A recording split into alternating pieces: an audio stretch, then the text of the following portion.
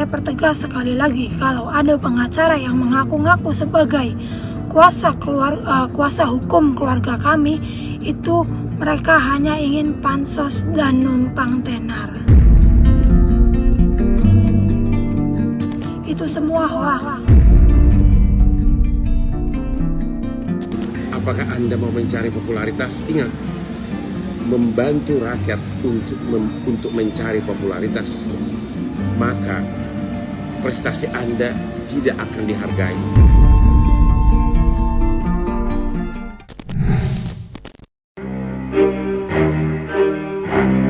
Bagaikan sebuah benang kusut yang belum terurai, misteri atas kisah pilu tewasnya Vina hingga sampai saat ini belum juga selesai.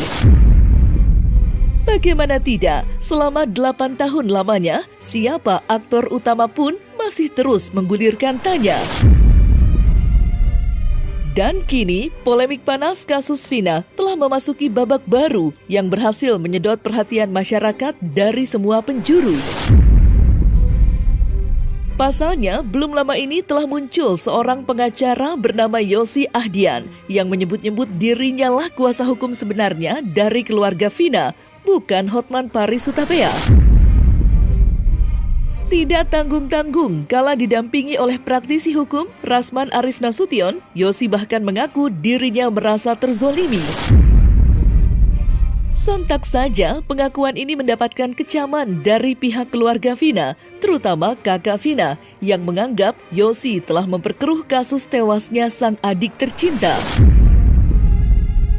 Dan dalam kesempatan yang sama, kakak almarhumah Vina pun lagi-lagi menegaskan kalau Hotman Paris adalah satu-satunya kuasa hukum keluarga mereka. Lantas, seperti apa tanggapan Rasman Arif Nasution? Serta bagaimanakah pula ungkapan kekecewaan keluarga Vina melihat kasus tewasnya sang adik yang kerap diselimuti berita bohong? Saya pertegas bahwa keluarga kami tidak pernah tanda tangan surat apapun sejak kejadian yang menimpa adik saya di tahun 2016 hingga saat ini. Kami sekeluarga tidak pernah menguasakan perkara ini kepada pengacara Yosi yang mengaku dalam konferensi persnya bersama Rasman Nasution sebagai kuasa hukum keluarga kami sejak tahun 2016 itu. Itu semua hoaks. Yosi ini menerima kuasa dari ayahnya almarhum Vina yang bernama Wasnadi. Kalau saya nggak salah ya, Wasnadi kan. Dan menerima kuasa dari ayahnya almarhum Eki, Pak Rudiana. Sedangkan ibunya Vina almarhumah itu sedang menjadi tenaga kerja asing di luar negeri. Jadi pada saat 2016 itu ibunya Vina itu tidak ada di Indonesia. Kalau begitu secara legal standing kuat. Dia menerima kuasa dari ayahnya almarhum Vina dan menerima kuasa dari ayahnya almarhum Eki. Clear. Dan itu tidak dipersoalkan oleh pihak keluarga, dalam hal ini ayahnya. Suruh aja bapaknya si Vina itu bicara, Pak Wasnadi. Benar tidak Anda memberi kuasa kepada saudara Yosi Ahdian? Hotman 911 sangat menentang keras perilaku dari adanya seorang oknum pengacara yang tiba-tiba nimbrung, tiba-tiba ngaku sebagai kuasa hukum dari keluarga korban kasus Vina Cirebon. Jadi saya pertegas sekali lagi, kalau ada pengacara yang mengaku-ngaku sebagai kuasa hukum keluarga kami, itu mereka hanya ingin pansos dan numpang tenar. Tapi jangan sampai libatkan pengacara-pengacara yang moral-moral pinggiran, yang sering dipecat oleh kliennya, yang sering minta duit sama kliennya, sana sini pasang kaki dua. Karena sekarang ini ada beberapa oknum pengacara yang mulai nimbrung, pengen masuk, pengen ngetop seperti Hotman, ya, untuk membuktikan apakah Peggy itu bersalah atau tidak. Kita perlu pengacara pintar dan reputasi tinggi. bukan pengacara murahan yang mau nimbrung, mau ikut masuk loh. Bukti yang kedua, gelar perkara khusus di Polda Jabar, itu yang datang, itu yang hadir mewakili korban adalah Yosi Ahdian. Dan dia bertemu dengan 5 pengacara tersangka pada waktu itu yang bernama Jogi Nainggolan. Bahkan dia sempat berdebat dengan saudara Titin. Titin ini pengacaranya Saka, anak di bawah umur yang divonis 8 tahun dan sudah keluar. Perdebatannya itu waktu itu dia meributkan putusan hakim yang 8 tahun. Tapi dia tanya, kenapa kok sekarang malah yang diributkan salah tangkap? Kita mempercayakan perkara ini sepenuhnya kepada Pak Hotman Paris 911 beserta tim 911 sebagai kuasa hukum keluarga almarhumah Vina yang sah.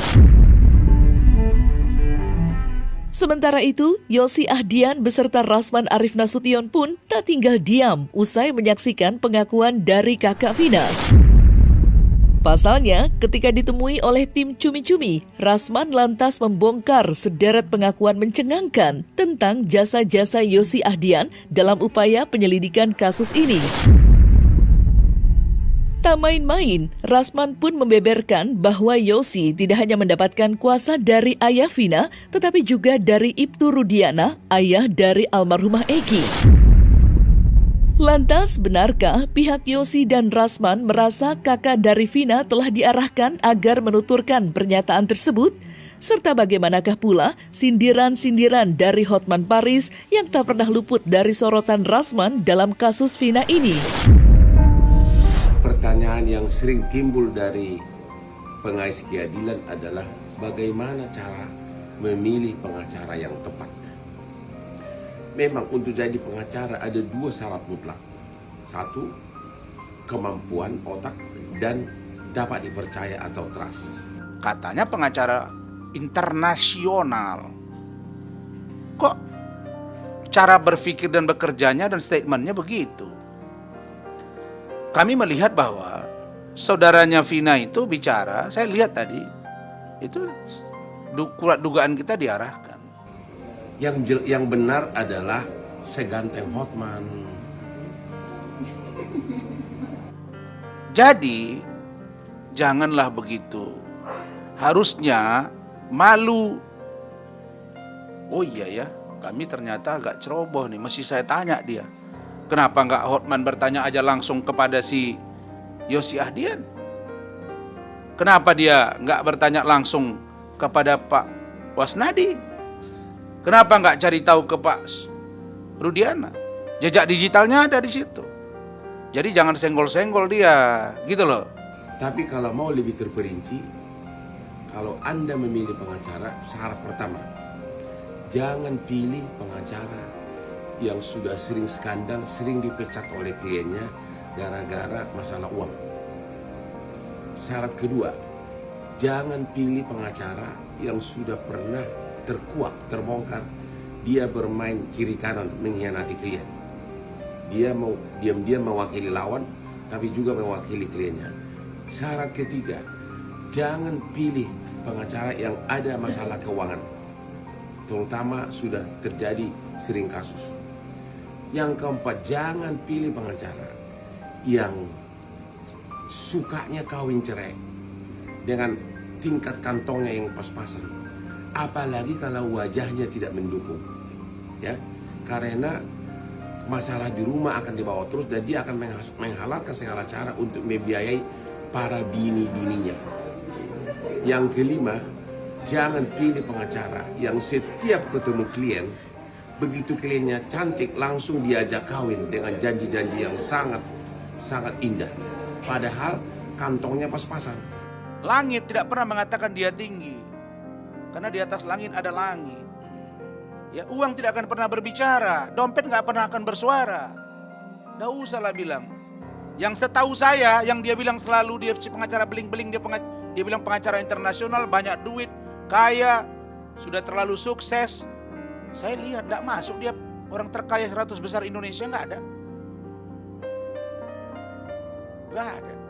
Kalau dalam ajaran yang saya pahami, qanaah, menerima apa yang ada, merasa cukup dengan apa yang ada, dan tidak merasa kekurangan dengan apa yang dia terima dari Allah Subhanahu wa Ta'ala. Apakah Anda mau mencari popularitas? Ingat, membantu rakyat untuk mencari popularitas, maka prestasi Anda tidak akan dihargai. Anda tidak akan dipercaya. Oh, kok Rasman bisa tampil? Jangan tanya saya. Ukur intelektualmu. Kan sudah saya bilang. Indikator berkilaunya berlian itu diukur dengan berkilaunya intelektual. Dan saya siap. Saya siap untuk mengukur itu. Saya tidak main-main gitu. Tapi saya ketika pribadi saya diserang, saya tidak akan semarah ini. Saya slow down. Tapi begitu pengacara menurut saya direndahkan, saya akan bangkit. Belum tentu orang semua mau pengacara pingin tampil di TV, Bapak. Banyak pengacara yang nggak mau tampil di TV. Belum tentu orang mau dibilang pansos-pansos, Bapak.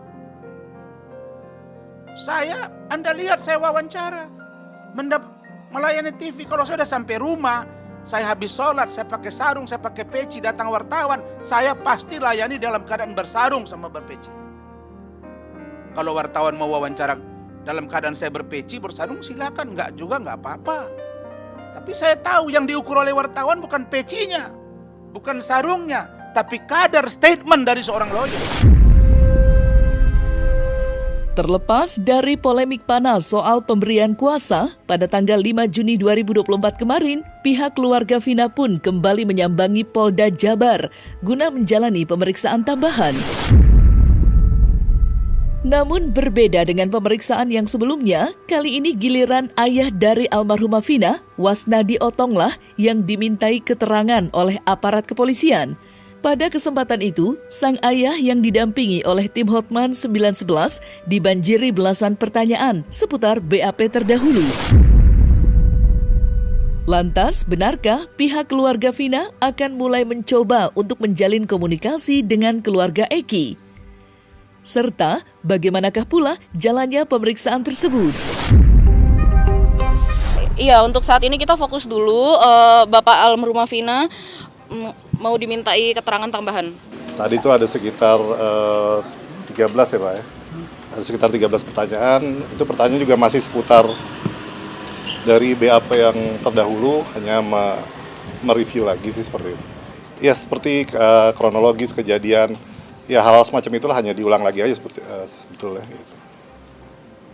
Jadi tidak ada tambahan yang baru gitu kan. Ya seputar kronologis yang kejadian almarhumah. Jadi dari tahun 2016 diulang lagi pertanyaannya gitu. Ya, setelah kasus ini dibuka kembali, ini pemeriksaan yang pertama. Jadi masih nunggu keputusan nanti ada pemanggilan lagi atau tidak. Enggak sih, masih seputar BAP yang dulu, foto-foto yang lama sih. Masih foto almarhumah ya Pak tadi Pak. Ya, tunjukin itu sih. Jadi belum ada yang berita terbaru atau update-update apa, enggak. Masih hanya mengulang dari BAP yang 2016. Ya, selama ini kita komunikasi dengan keluarga Eki itu memang masih belum ada komunikasi lebih lanjut ya gitu kan.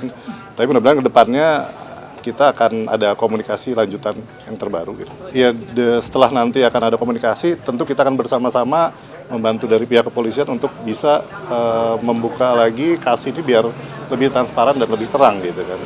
Jadi untuk mengetahui terutama yang 3 terduga DPO itu. Ini karena ada tahapan dari kepolisian mengambil data, membuktikan, ya kan, melakukan pemeriksaan terhadap saksi-saksi hingga mengkerucut menetapkan 1 orang tersangka. Nah itu kan masih ada proses gitu. Kita tunggu saja lah ya. Kita tunggu saja, netizen juga berdoa semoga ini bisa terungkap.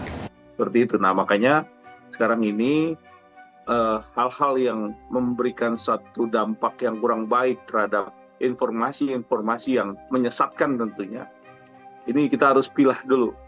Nah, sekarang tinggal bagaimana caranya membuktikan bahwa pelakunya ini adalah benar ini, dan adakah pelaku-pelaku lain? Ya kalau memang ada lagi pelaku-pelaku yang lain, tentunya pelaku-pelaku lain ini cepat dikejar.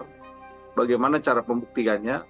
Nah, berdasarkan apa informasi, petunjuk dan lain-lain. Nah, tentunya kalau memang cukup 9 orang ini yang dijadikan tersangka dan bisa langsung diadili, nah tentunya cepat-cepat diadili. Jadi ini menjadi bukan tidak bisa berkembang lagi kan seperti itu. Yang paling penting adalah polisi harus mencari apa sih motifnya, bagaimana perannya, dan siapalah yang bertanggung jawab terhadap kasus ini. Seperti itu.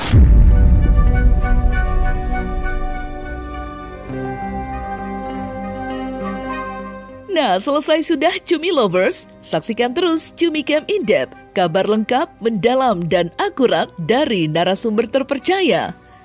Dan jangan lupa untuk like, subscribe, dan juga share channel YouTube Cumi Cumi.